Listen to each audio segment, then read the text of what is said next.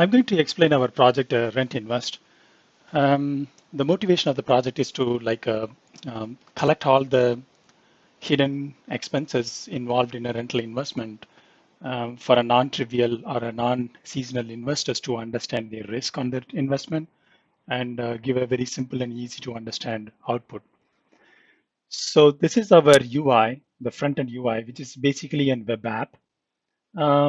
So we collect informations like zip code and most of the common properties of a house, and then we ask them to submit the data, and then we also match based on their zip code the data we collected from Zillow research on the open data, and then we have a flat table, and then we eventually built a CSV file out of the flat table, and then we use that to predict our risk on that particular investment.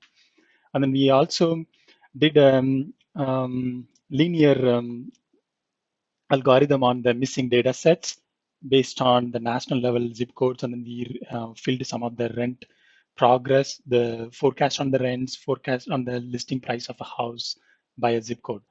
And the next graph is about the cash on cash return. So this talks about like over the next 11 years, how much they can get on their investment. And this bucketed the low or this bucket 5 buckets is based on the percentage which you can see on the over there and based on this chart. And then the second is like a rental income breakdown, which talks about how much is each year they will have to spend on their property tax or the expenses versus a profit.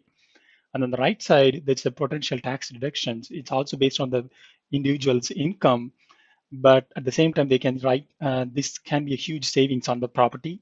So they can see how much actually they can save, which can be used as a maintenance cost or reuse it in their maintenance. And then we also did a survey with like friends and families around like 18 people, and then most of them easy to understand this. That's a good thing for us. Easy to understand the UI. That's a good thing about our web UI. And how we did it was like we collected all the data using the like Azure SQL, and then we populated everything as a flat table. Using a Power BI, we used refined the data, we transposed it. Initial plan was to use a Power BI, but that did not go very well because of the Power BI user inputs is very hard. So then eventually we went with the Node.js web UI. Uh, but for a submission case, we used just a HTML and a CSV file so that anybody can run locally and explore it. And thank you for listening. Thank you.